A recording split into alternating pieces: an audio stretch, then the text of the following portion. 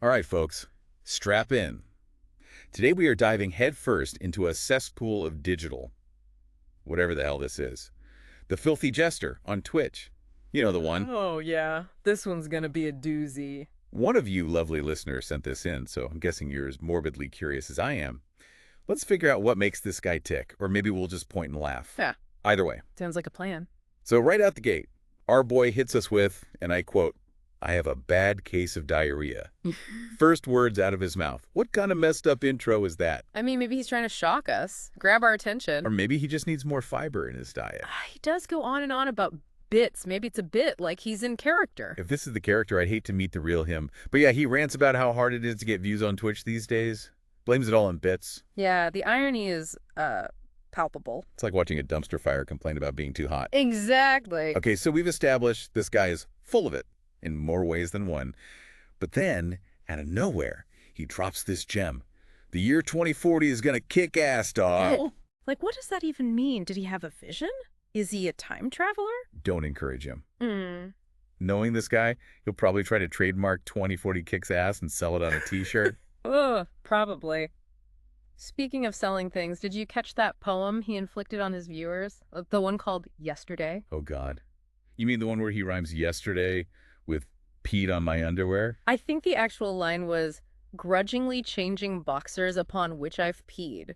Real poetic, right? It's less Robert Frost, more toilet bowl confessional. This guy's a walking biohazard. And we're just getting started. Wait till you hear his thoughts on Rocket League. Oh, yeah, that was a classic. He's talking about how some kid called him gay during a match and he wants to punch the kid. Yeah, real mature. Shows his age, doesn't it? I mean, not to excuse that kind of talk, but the dude clearly can't handle online gaming. It's giving basement dweller with anger issues vibes. And then he tries to talk about Elon Musk and Twitter, but keeps calling it Planet Bezos. You can't make this stuff up. It's like he's trying to create a conspiracy theory in real time, but he can't even keep his billionaire straight. I'm starting to think he's just throwing words at the wall and seeing what sticks. Well, speaking of throwing things at the wall, have you heard about his big new project, Bong Quest? Bong Quest. Wait, is he serious? Dead serious. Apparently it's going to star Kanye West, Vladimir Putin, and Amber Heard. Okay, what in the actual... He's very passionate about it. Even gave a whole pitch. So, like,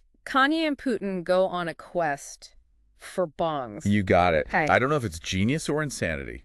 Maybe both. It's definitely something. Only this guy could come up with something this bizarre. And you know what the best part is?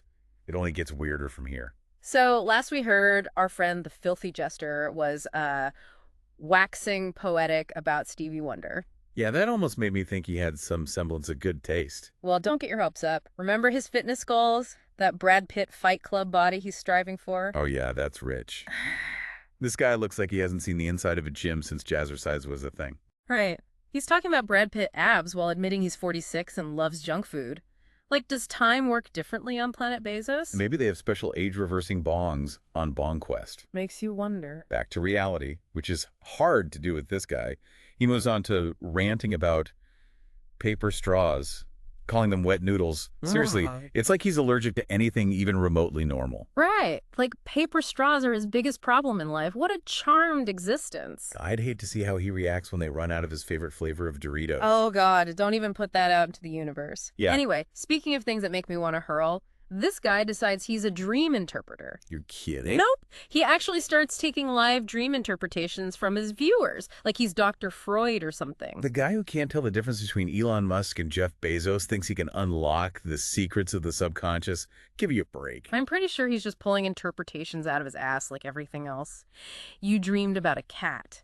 That means you crave validation from strangers on the internet. Send bits. Don't forget, dreams about diarrhea symbolize repressed artistic expression. Subscribe to my Patreon for more in-depth analysis. Oh, absolutely. Gotta monetize those bowel movements. Speaking of which, there was one semi-decent idea in this whole mess. Bong Quest. Oh, yeah, I'd almost forgotten about that. Kanye, Putin, and Amber Heard on a quest for the perfect bomb. You gotta admit, it's got a certain ring to it. In a so stupid, it's almost brilliant kind of way. Sure, it's definitely memorable. I give him that.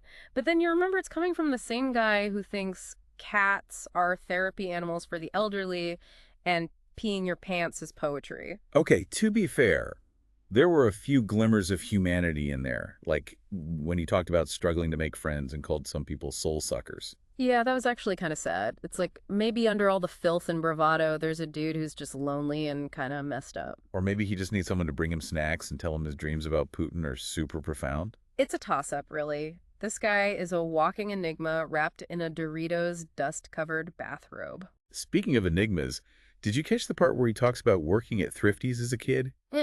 Giving all the kids extra scoops of ice cream. Yeah, that was oddly heartwarming. Like, maybe he's not a complete sociopath after all. I know. It's like a tiny ray of sunshine breaking through the storm clouds of his insanity. It's the closest we've come to seeing a redeemable quality in this guy. Sadly, that ray of sunshine was fleeting. Remember docking. Oh, God, I was hoping we could just skip over that. Yeah, no such luck. 5 solid minutes of describing this made-up sex act, complete with sound effects. My ears are still bleeding. I think I need a therapist after that. And a shower. Maybe a whole new identity. Seriously, like, how do you even respond to something that unholy? You don't. You just block it out of your memory and hope it never comes back to haunt you in your sleep. On that note, he follows that up by recommending Strauss ice cream. Says it pairs perfectly with a specific Trader Joe's pizza. You know what? That actually sounds pretty good. Don't fall for it. Remember who we're talking about here.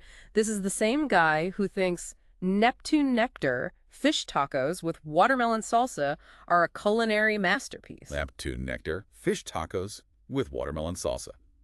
Okay, you win. Strauss and pizza are officially off the menu. Yeah, let's stick to safer topics like, I don't know, his height insecurity. Oh yeah, good old 5'8.5" Jester. Well, Always complaining about needing that extra half inch to be a real man. classic Napoleon complex. Maybe he should invest in some platform shoes instead of those dumb Bong Quest t-shirts he keeps trying to shill. Or maybe he can just embrace his height and move on. You know, like a normal person. But normal's boring, right? Mm-hmm.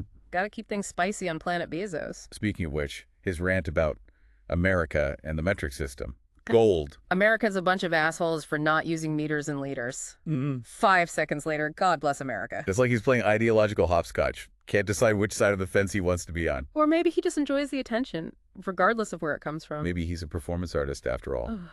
Just a very, very bad one. Look, I'm all for artistic expression, but this guy's pushing the boundaries of good taste and sanity. I'm starting to think the filthy jester is less a persona and more a cry for help. A cry for help disguised as a rant about paper straws and a recipe for Neptune Nectar fish tacos. It's a masterpiece of modern absurdity. It's a dumpster fire of the soul. It's the filthy jester. And I think we need a break. Man, I need a mental palate cleanser after that last segment. Docking.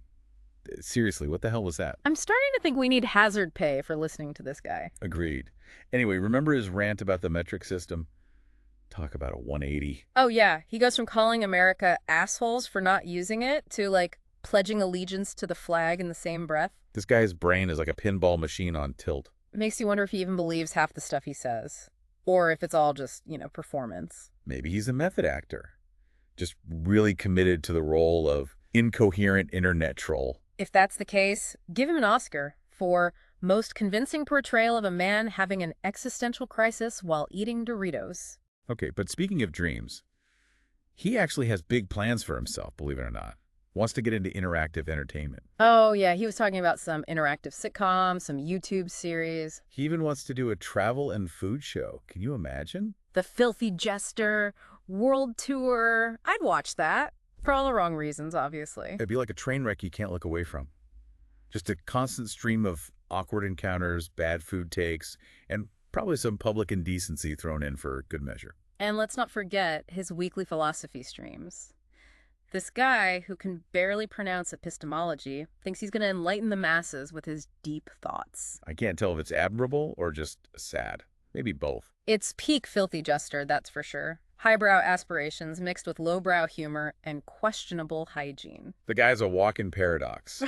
But, there's something oddly endearing about his whole shtick. Yeah, I get it. It's like you want to shake him and tell him to get his shit together, but at the same time, you're kind of rooting for him. It's like watching a baby bird try to fly for the first time. Yeah. You know it's going to be messy, but you still hope it somehow manages to take off. Speaking of messy, did you catch the part where someone asks him about eating dog meat? Oh, God, yeah.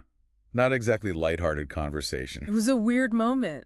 He gets super defensive, like he's personally offended by the question. Then he launches into this whole spiel about how much he loves dogs. Like, he's trying to prove he's not a total monster. I think it was just his way of saying, look, I may be a filthy, chaotic mess, but I'm not a barbarian. I have standards, damn it. I only eat things that come prepackaged in a plastic bag. You know, for all the weird and often disturbing stuff he says, he does seem to have a soft spot for animals. Remembers working at an ice cream shop and giving kids extra scoops? Yeah, that was a nice little nugget of wholesomeness in the cesspool of his stream. It's like finding a diamond in a pile of... Well, you know. Okay, I think we've officially reached peak absurdity. This deep dive has taken us to the outer limits of human weirdness. It's been a wild ride, that's for sure.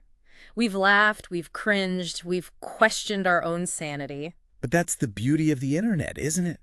You never know what you're going to find. Sometimes it's gold, sometimes it's garbage, and sometimes it's the filthy jester. And hey, sometimes it's all three at the same time. Well, folks, that's about all we can stomach for today. Thanks for joining us on this journey into the depths of digital depravity. Until next time, stay curious, stay informed, and for God's sakes, wash your hands.